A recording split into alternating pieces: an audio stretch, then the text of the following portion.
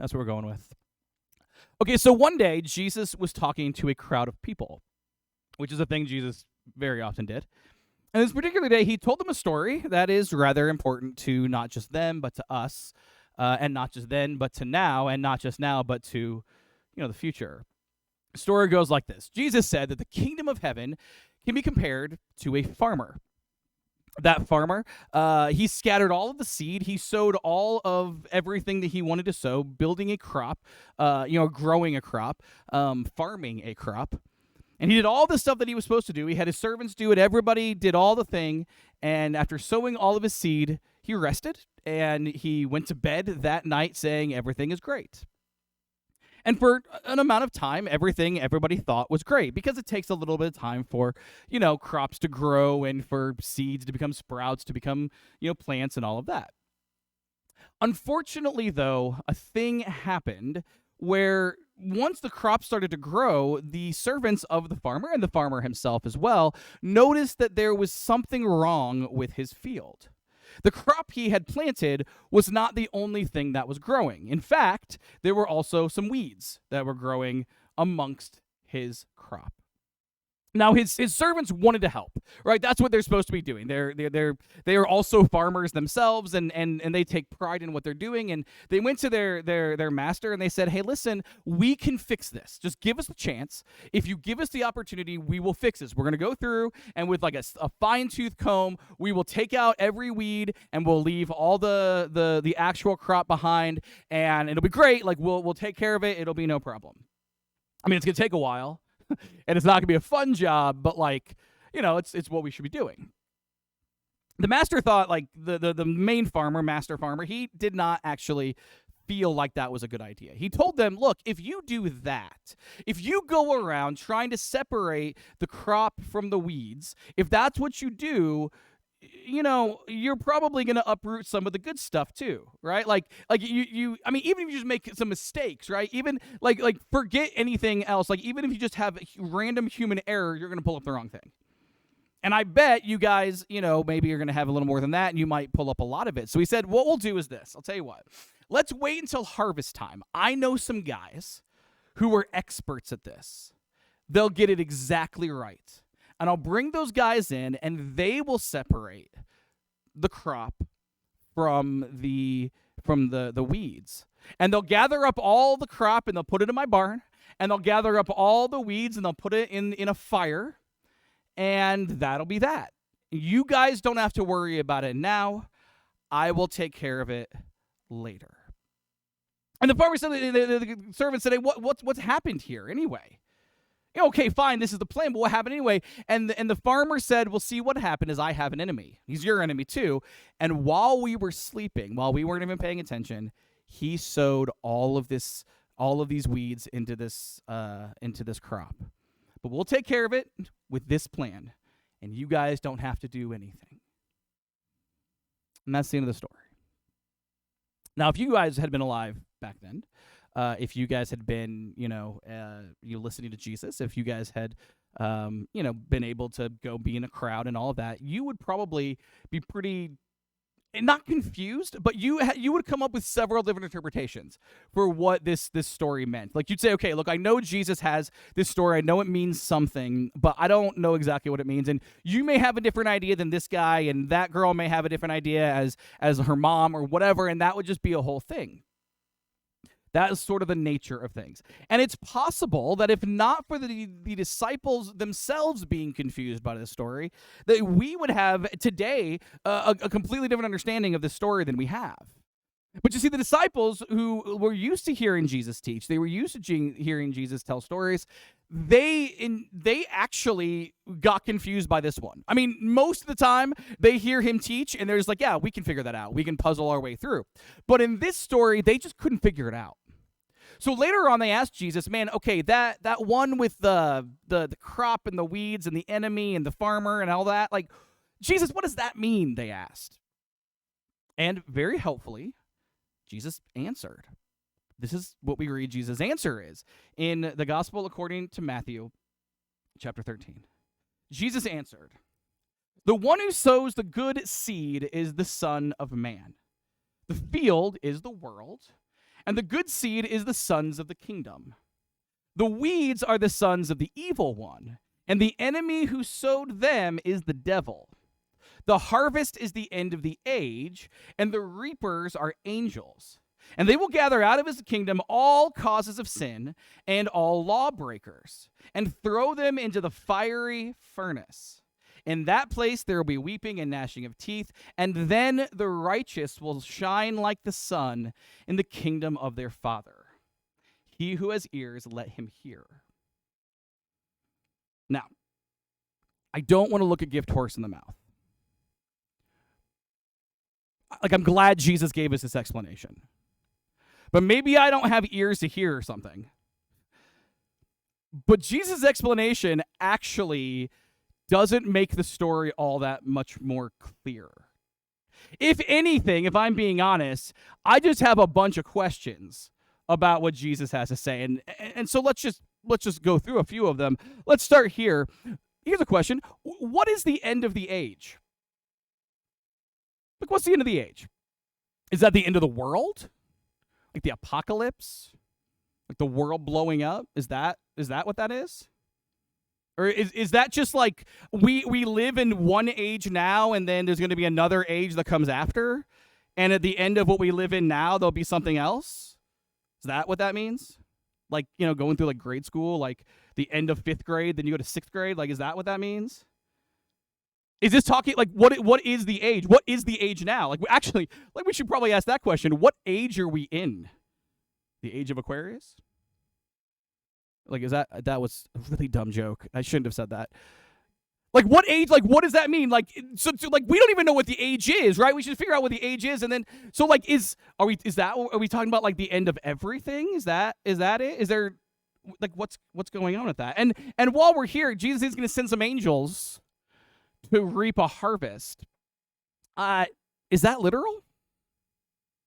Like, are real human people, flesh and blood, people like you and me, are we going to look up one day in the sky and see, like, flying people? Halos? Is that what we're going to see? Oh, is that a literal thing? Or is that, like, does this happen visibly? Does it happen invisibly? Does this take time? What is that? But speaking of which, when is that going to happen? Like, when is the end of the age? Is it, like, soon? Is it a really long time? Is it tomorrow? Should I quit my job?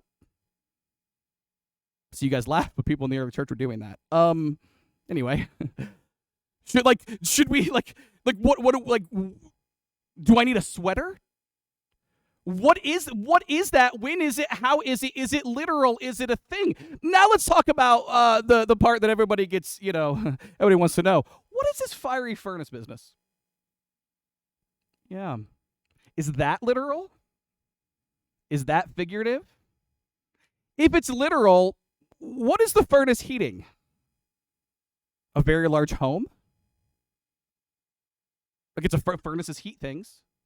If it's a fiery furnace. And, like, he says this weeping and gnashing of teeth. What is that? If you gnash your teeth too much, do you get a cavity? You grind them away? How long does that last? Is that forever? And ever and ever? Because if it's forever and ever, your teeth ain't lasting that long. Like, maybe 100 years, maybe 2, but you get into year 300, your teeth are gone. Are we talking literally forever? Are we talking literal teeth that are gnashing? A literal furnace heating something literal? Is it figurative? If it's figurative, what does that mean? It's figurative. And while we're here, what does it mean to shine like the sun in the what was the phrase? In the kingdom of their Father. What does that mean? That doesn't make any more sense than a big old furnace, Is that literal? Shining like the sun? Are we like one day will we all we'll be like super bright and you can't even look at somebody? Like, have you ever you've accidentally had your flashlight on your phone and you turn it around and you blind yourself because you're an idiot? Anybody else? Has no one else done that? Because I do that like 3 days a week. Is that just everybody? Like, you try to talk to somebody and he's, oh man, put that away. Like, Like stop with the flashlight. Like what of this is literal? What of this is figurative? And what does it mean? When does it happen? How does it there's so many questions. Now, the unhelpful thing is that we have answers to those questions. It would be very helpful if we had an answer to the question. It would be very helpful then. If it was like, okay, well, this is what that means. This is how much it's metaphorical. This is how much it's literal. This is how much it's figurative. This is how much, this is what this stuff means. That would be helpful. But see, we're 2,000 years into this Christian thing, and we have a veritable cornucopia of answers. And the trouble is, for every Christian group that has come up with an answer to one of the questions I just asked, they are contradicting like 50 other Christian groups. I mean, really. Like, this guy is like, this is what the fiery furnace is. And these people are all like, no, it's not. Well, I mean, you sound reasonable and you sound reasonable. I don't have an answer. What do I do? How am I supposed to navigate this? What am I supposed to accept? Right? I mean, it's a literal thing. The problem is we have too many answers. We have too many options. It's like Netflix. It's like, what am I going to watch tonight? And you flip through, and 30 minutes later, you're like, just go to bed. Because everything looks good, and that means nothing looks good. I did that the other night. We ended up watching a UFO show. I didn't want to watch that, but I'm 3 hours in now. Now I'm committed. 3 hours in, so now I got to see what's up. Did you guys know the government's been covering this all up? Anyway. Found that out the other night. They've known all along. Anyway. The problem is everything that you think you know, somebody else is saying, nope, I know the opposite. And that means we know nothing. We know nothing. We have no idea about any of this stuff. I have no idea. I mean, like, you may believe stuff. And listen, we don't know anything. Like, as people of faith, by definition, we are people who don't know things. But this is different, right? This is stuff that, like, even for the most faithful person, this is speculative stuff. Right? We just don't know. And that leads me to the book of Revelations. Now, what they don't tell you when you decide to be a minister is that when you become a minister, people decide that you are the Bible answer man. And look, that's great. I love it. This is one of my favorite things about I'm making a joke here, but you need to know that, like, I love nothing more than when somebody's like, I've got this Bible question, and like you text or you don't call, but you text. Send on Facebook or whatever. Nobody likes phone calls now. Don't call anybody. Love your neighbor. Text. Anyway, so you text and you hey, I got this question about this Bible thing, and then you answer it, and it's great. Like, I love doing that. Well, Revelations is the book that you get the most questions about if you are a pastor, and it happens especially like when the world's really crazy. Like, anytime there's like, I don't know, well, I remember COVID. There was a lot of, is this Revelations? Okay, maybe. And I remember, anytime we have like a presidential election, like our last president, everybody was convinced. Like, the people who didn't like him were like, this is the end times. People who loved him were like, he's fulfilling the end times. It was amazing. Like, everyone agreed our last president was a harbinger of the end. It just depended on your perspective whether it was a good or bad thing. Anyway, Vladimir Putin's a big one. Yeah. Everybody seems to think Vladimir Putin's hanging out in Revelations. That's a thing. China, climate change. You just pick anything. Like, people love the book of Revelations. And, it's just a thing. And I love the questions. I love answering it. And I love, helping people think about it. There's just one problem. There is no book of Revelations. It doesn't exist. And guys, I don't mean to brag. Bragging is unbecoming. I don't want to brag, but I show self-control and restraint constantly by not pointing this out. There is no book of Revelations. It's the book of Revelation. Singular. Right? And you might think that's petty of me to point out, which is why I don't usually, because it is a little bit. But I actually think that there's something very symbolic here about the way we approach all these conversations.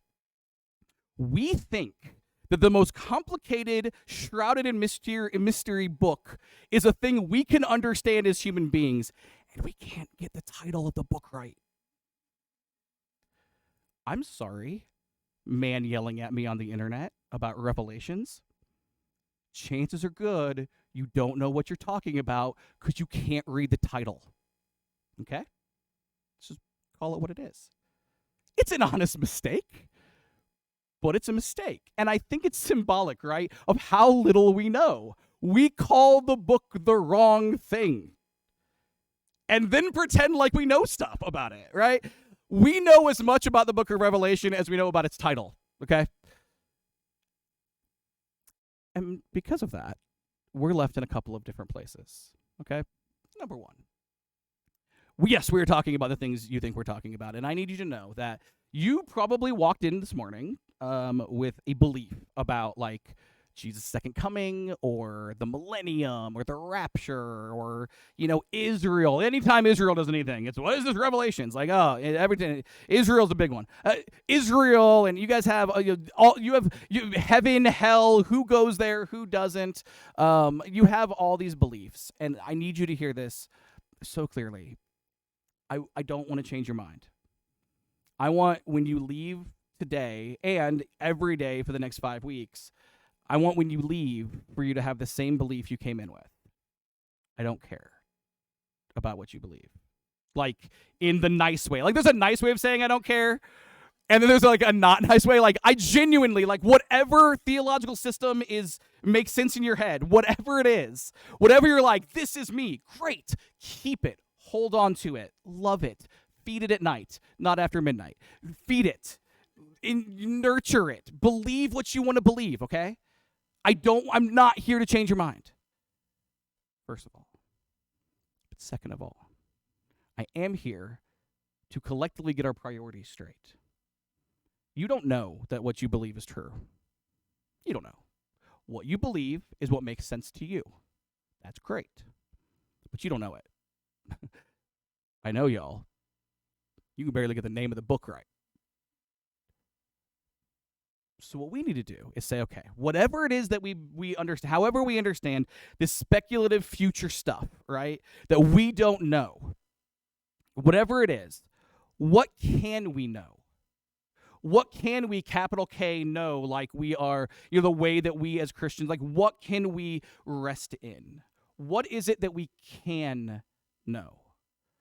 Because the fact is, there are a few things, in fact, there's 5, because that's how long the sermon series is. There are a few things that no matter what you believe about any of this, you can believe the exact opposite as the person sitting next to you. And there are things that are true no matter what. And I dare say those are the important thing.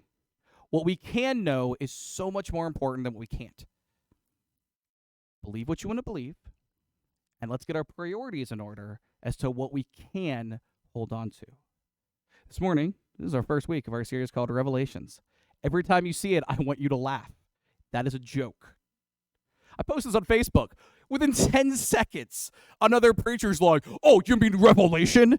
Dude, you know I know. You're killing the joke. It's a joke. Every time you see Revelations, I want you to be reminded, yeah, we don't get into this stuff. But there are things to learn. And those things that we can learn are vitally important at the core of what it means to be a Christian and what it means to live a life of faith. And as we do our first one, as we get to our first point, we need to start at the beginning. Book of Revelation is written by the Apostle John. And that's significant because the Apostle John was the person who was closest to Jesus during Jesus' lifetime. I know what I'm saying. I know, like, Jesus had a mom. I know that Jesus had brothers. I know, like, we talk about, like, Peter and John the Baptist is his cousin and all that. Like, Jesus, he's the best. But if the gospel is to be believed, particularly during Jesus' ministry, Jesus' best friend, closer than a brother, was John the Apostle.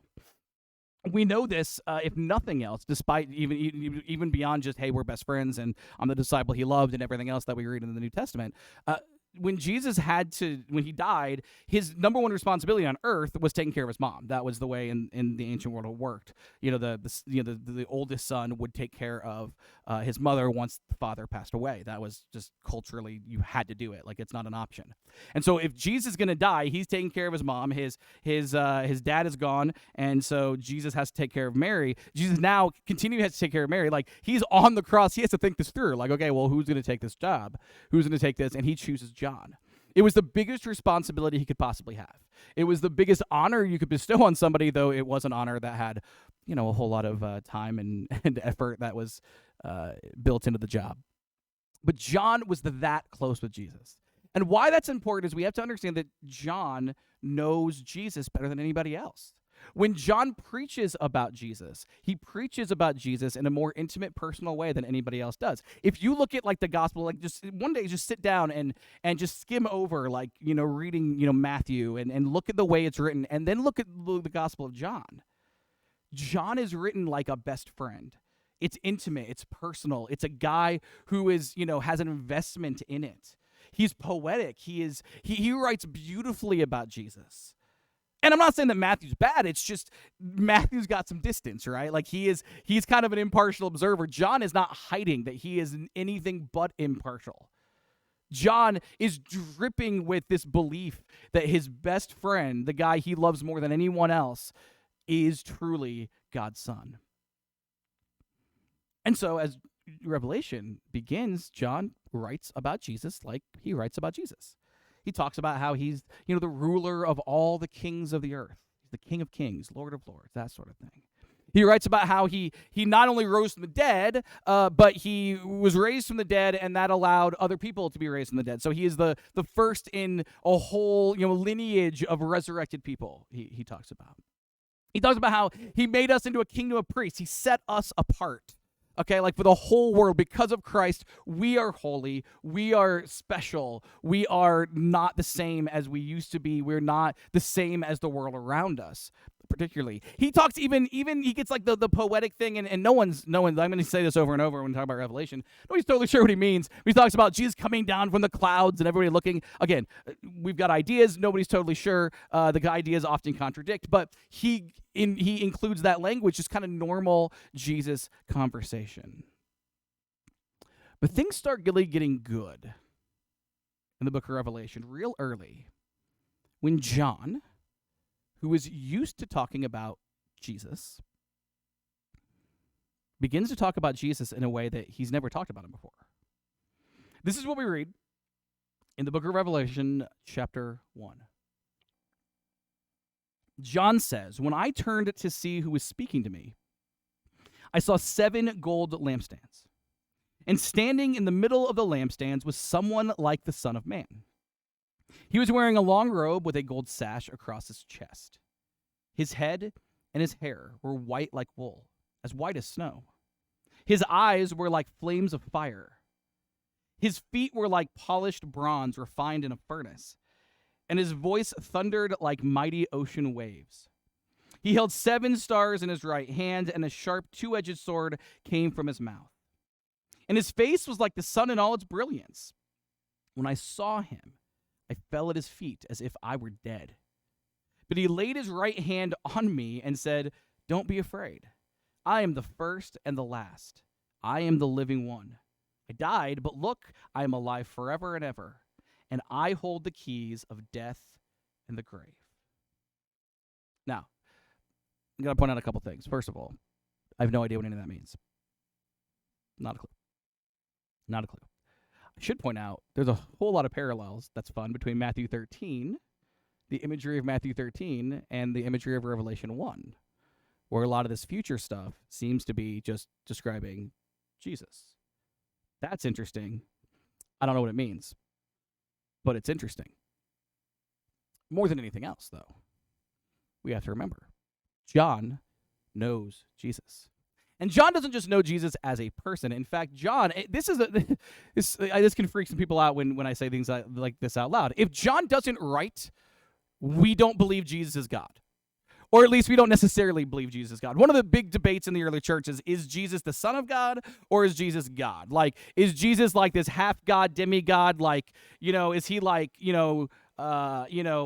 Hercules running going the distance? Like that's what he is. Like, is he Joel got it. And is he that like half, like does the Son of God mean like that he is God's kid, but he's not really, like, that was a whole debate. Like, what is Jesus?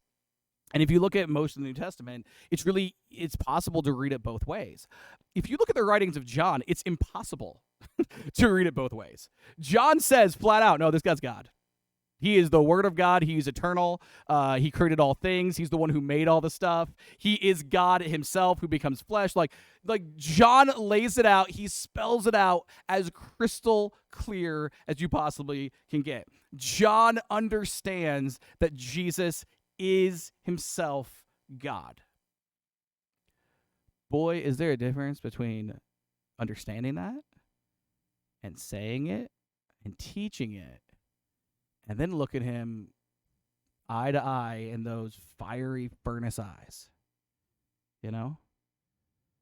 John gets a glimpse of this guy who is the closest human being on earth to him. And not only is it unrecognizable, but it is terrifying.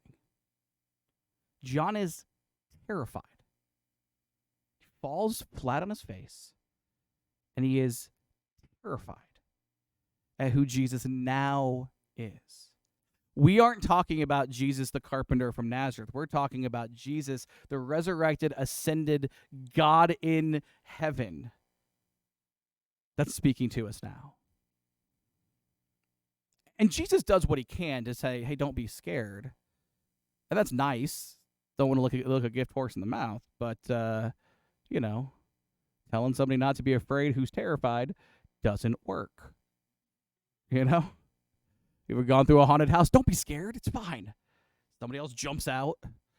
Don't be scared. That's easy as like calm down. Like that's as like good job. Thanks for doing the last thing that is necessary. John is terrified, but Jesus wants John to understand something, and so this vision continues. And Jesus gives John, as scared as he might be, a gateway, a window into heaven. And he shows him what's going on in heaven, and he sees angels. Now, these are not the blonde-haired, blue-eyed, robes, wings, halo kind of dudes. They're like this terrifying amalgamation of like animal heads and limbs. It's really weird. They make great tattoos.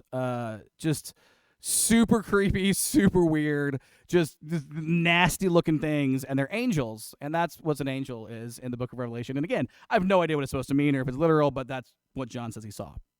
And John looks in there, and he sees the angels doing two things. Number one, they're worshiping God.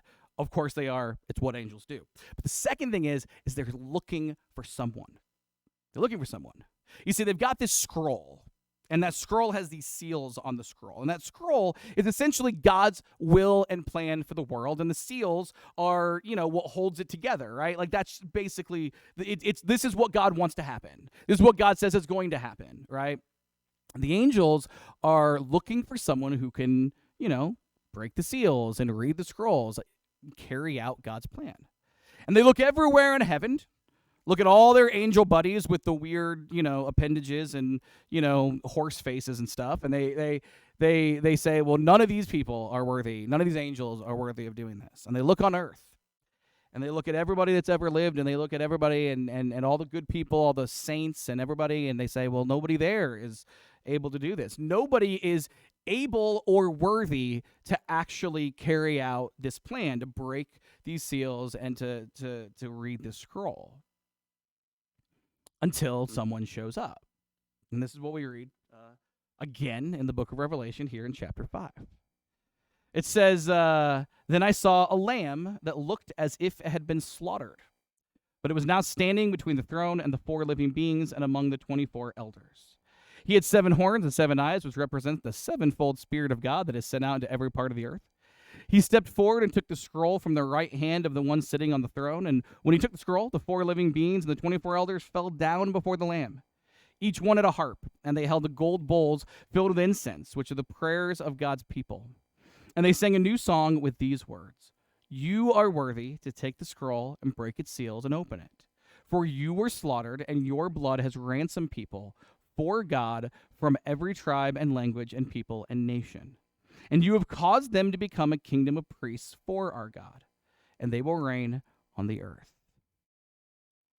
Now, look, I don't know what most of that means. Neither does anybody else. Some of that's pretty easy, though. And I think it's interesting because understand the concept here. What John is being told is, look, God has a plan. God has a will. Always has. Always will. God has this, but no one can carry it out. I don't know exactly why. Like, I can figure out why people can't. People aren't super great at things. We're pretty limited, We're sinful, all that kind of stuff. I get that. I would assume angels are better than us, though maybe that's a bad assumption if they're unable to do it, If they're just as limited as we are in that way, that, whatever. And so the old adage is true. If you want something done and you want it done right, you do it yourself.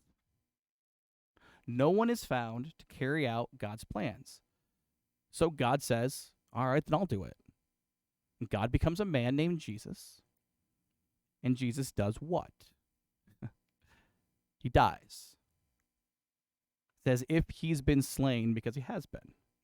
He's poured out his blood as a ransom. You see, this is the gospel, right? That God offered to humanity a sacrifice. Jesus is a sacrifice to us from God. Jesus comes and gives his life to us and gives his life for us. By doing that, he both becomes worthy of carrying out God's plans, and he, in fact, carries out God's plans. The worth and the actual carrying out are one and the same once Christ offers himself as a sacrifice. It is, in fact, not just a lamb who does it. It is a lamb who has been slaughtered. It's not just a Jesus who does it. It's a Jesus who has died. The cross is central. The cross is, that death is necessary in at least the plans of God, as much as anything is necessary when you're an omnipotent being who can do anything. That's a digression. But Christ is the one who does that. And look, there's a lot here that I have no idea. Like, we could spend like hours talking about each little piece of this. And you may have a really great idea. And I may have a really great idea. And then his idea may be better, and her idea may be the best. I don't know. But we don't know. What we know is that God has a plan, and Christ is the one who carries it out. Now, let's go back to that first story Jesus told. Man, there's a lot that I don't know. Man, I get, then the more I think about it, I've been, I don't know when the first time I heard that story was. I read that story probably 25 years ago. And I've gone through different times in my life where I thought, oh, I've got this figured out. And I've got the other times where I'm like, I don't know even a single piece of this. And probably most days I'm somewhere in between. I think I'm much better at making fun of everybody else's ideas than I am at coming up with my own. If I'm being really honest. Like, oh, you think that? Well, what about this? That's not helpful. It's not helpful. I might be right, but it's not helpful. But this is what the story tells us, okay? This is the stuff we know is in that story. Number one, Jesus, he was the farmer, Jesus is doing stuff. Jesus is doing stuff. We can say that. Jesus is carrying out a plan, a will. Jesus is doing stuff. There is an enemy. Evil. You can believe that enemy is evil personified. You can believe that, that is the literal devil. You can, look, we can argue about that all day too. But, there is evil. There is bad stuff. Jesus is working, and bad stuff is working too. Jesus is working, and so is Satan. Okay. We can all agree on that. And then we can also all agree that Jesus is going to take care of it in the end. I don't know anything else, but I know that. Jesus is working, Satan's working, Jesus is going to win. And you might think that sounds simple. And you might think that sounds, I don't know, somewhat in some ways, almost, reductive, or, that's not enough. But see, here's the temptation that we all have. The temptation that we all have is to say, okay, the world is a scary place. And it is. The world is scary, right? Like, I don't know if you guys have been watching the news. I don't know if you guys believe the news. I don't know if you guys understand how scary a world is where you watch the news and your first instinct is to not believe it. So, like, if you believe it, it's scary. If you don't believe it, that in and of itself is also scary. Like, there's no real world, in a real way in which we could watch the news and it's not a scary thing, right? Because either the news is scary or the fact that you don't buy it is scary, right? Either way. And look, I don't know if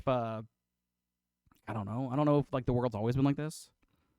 I wasn't alive then. Maybe it's always been scary. Maybe there's never been a moment in time where people didn't look around and say, "Man, time's getting pretty close. everything is terrible. Better come blow something up, God, or one of the gods, or whatever." I don't know. Like, maybe this has always been a piece of humanity, that the world is scary and we're looking for some sort of answer. I don't know. But see, the temptation is for us to look and say, okay, the world's a scary place. I think, by the way, as an aside, that part of the story that in that first story that's so scary is, Jesus tells the people, hey, don't take up the weeds and the crop, because you're going to get them confused, which tells us that they look the same. Good stuff and bad stuff looks the same. That scares me, guys. That keeps me up at night. Literally. Like that, like it's... Anyway, that's not even in the sermon. That's just an aside. Where was I in the actual sermon? I don't remember. Okay. Do I get lost? Oh, yeah, the world is scary. The world is scary. And the temptation is with the world being scary to find peace and hope and rest in the wrong thing. Like, oh, I figured this thing out. I understand. I've got the right end times theology. I got it. And then that brings me peace. I figured out what the symbols mean, or the guy on the TV did, or the guy in the book did, or the guy at the church did, or the guy that taught me did. It's usually guys. Ladies are usually like, Ladies are wise. That's wise. But like, there's this temptation to buy into whatever system is going on and say, okay, that's what I find rest in. And see, the danger with that is, what if you change your mind?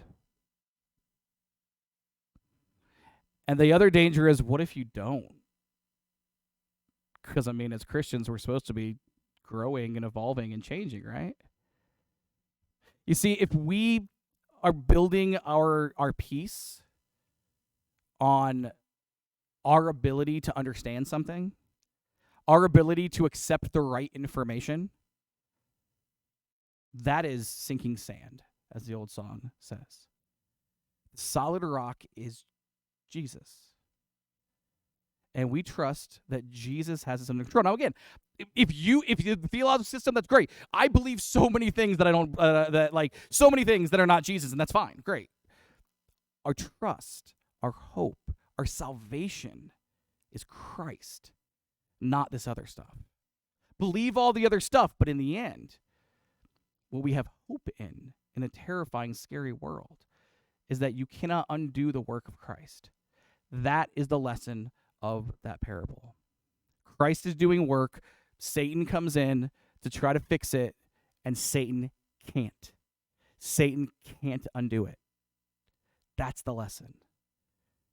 And it doesn't matter how we believe this. It doesn't matter what we think a fiery furnace is, or what we think about, a rapture, a millennium, or a second coming. None of that matters. What matters is, believe it, have at it. But what matters is that we understand that the work of Christ cannot be undone by any evil. Because Christ and Christ alone is worthy of carrying out the plans of God and he is. This morning, we're in our first week of our series called Revelations. And as we talk about our limited knowledge of all this stuff, and as we face down what is true and what is at the core of what we're supposed to be, of who we're supposed to be, we get this lesson that is actually laying the foundation for the next month as we talk about this maybe a little bit more specifically. And our first lesson from Revelations, I can't believe I'm saying that sentence, is this: Christ and Christ alone carries out God's ultimate plans for yesterday, today, and tomorrow. Christ and Christ alone carries out God's ultimate plans for yesterday, today, and tomorrow. We're going to sing a song. We have this invitation. If y'all want to get baptized, talk to me. Every person in this room has heard that spiel, so you're good on that. If you want to get baptized, let's talk. I think you should. Let's do that. And if you're already baptized and you want to join a church, this one's not awesome, but we try, and that's something, right? That's something. So they're gonna musicians. You guys, I should have said musicians. Even when I try to short it, it still doesn't work. Hey, listen, we're gonna sing a song. If you have stuff to talk to about with me about general stuff, let's do that. Also, the book of Revelation is singular, not plural. Let's sing.